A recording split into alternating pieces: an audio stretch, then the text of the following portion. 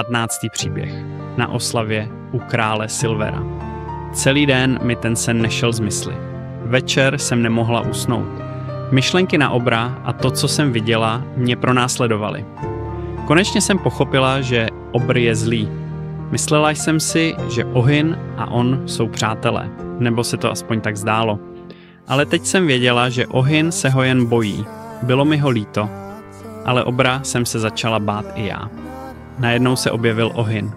Zářil, jako by vyšel z plamenů, ale jeho pohled byl smutný. Sedl si ke mně a chvíli na mě jen mlčky hleděl. Děkuju ti, řekl tiše. Pomohla jsi mi víc, než si uvědomuješ. Obr mě chtěl nechat zemřít.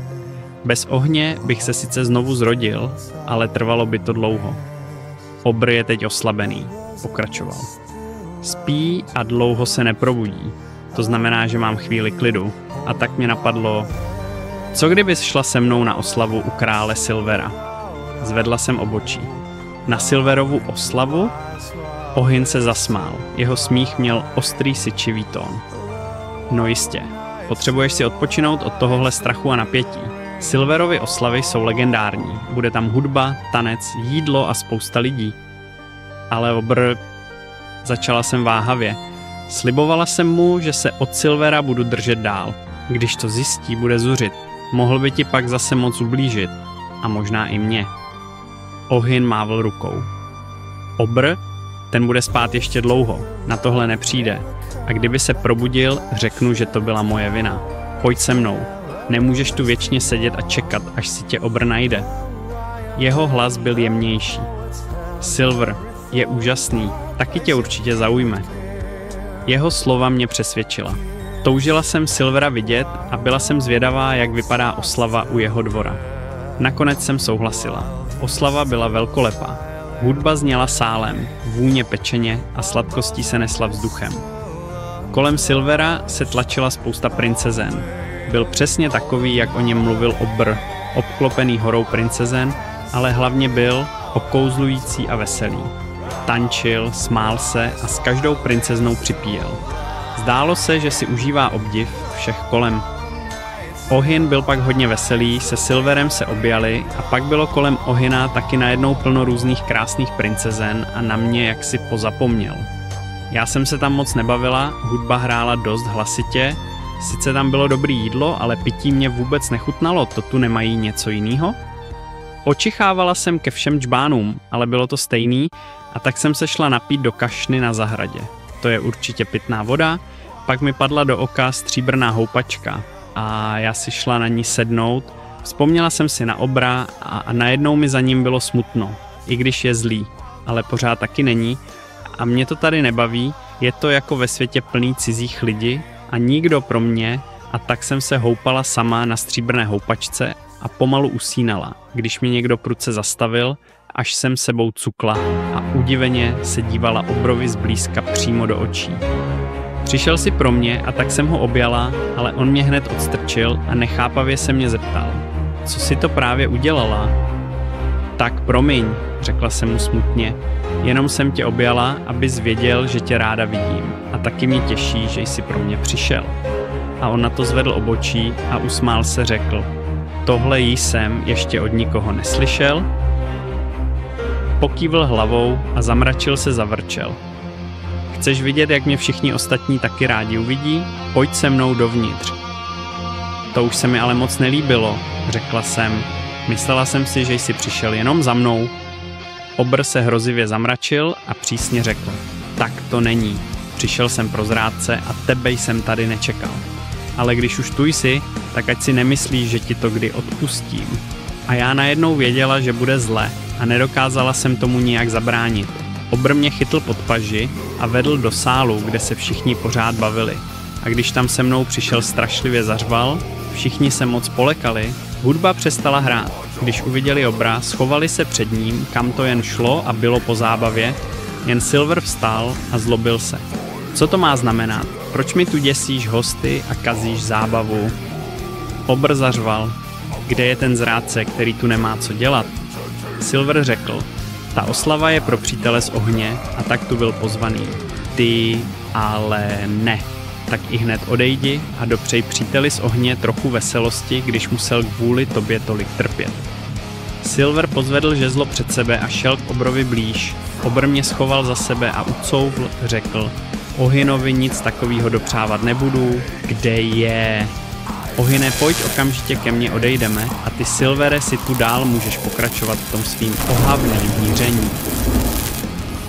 Ale Ohyn hned k obrovi nešel, byl asi někde schovaný a tak obr běsnil dál. Řval na Ohyna: I když se cítím oslabeně, tak na roztrhání všech, co jsou tady, a demolici Silverova paláce mám ještě pořád sil dost. Tak ať mě tu nezdržuješ, jinak to moc špatně dopadne. Tak Ohyn se teda nerad vzdal obrovi a Silvera to moc zasmušilo. Ještě se s Ohynem krátce objal a pak ho obr chytl a zmizel s ním i se mnou do jeho temného hradu. A tam nás oba hodil na zem a šly z něho hromy blesky, až padaly kameny ze stropu i ze zdí. Jak obr strašlivě zuřil, krčili jsme se s Ohynem u sebe k zemi a moc jsme se báli. Pak obr vzal těžký řetězy a spoutal nás a táhl nás po zemi ke zdi u okna. Tam byly mříže a on nás k nim připoutal a řekl: tak teď už mi nikam neutečete. Bylo vidět, jak je obr hodně unavený a sotva se dobrávoral k posteli, padl do ní a tvrdě zaspal. Seděli jsme s Ohynem mlčky připoutáni těsně k sobě a skoro mi nešlo dýchat. Bála jsem se, co obr udělá dmy, až se vyspí. Ohyn mě pošeptal: neboj se, dostanu nás odsud. Začal se tak divně vlnit, až se pomalu uvolňoval z pevného sevření. Najednou byl volný a já taky a chytl mě za ruku a zmizel se mnou domů. Řekl: zaspi to a netrap se tím. Ničeho se neboj, bude to zas oké. Chtěl se otočit a asi zmizet kdo ví kam, ale já jsem se ho nechtěla pustit. Tak se mnou ještě chvilku zůstal. Bylo mi moc zatěžko propustit Ohyna a osamět.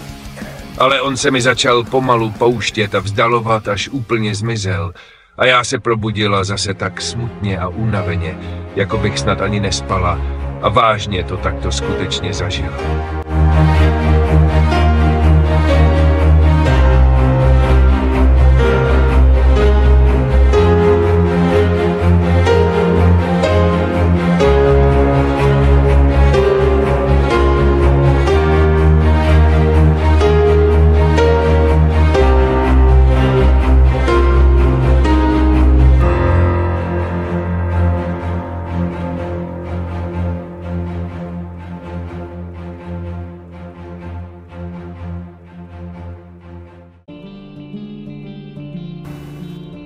Šestnáctý příběh. Pozdrav od obra ze světa snů.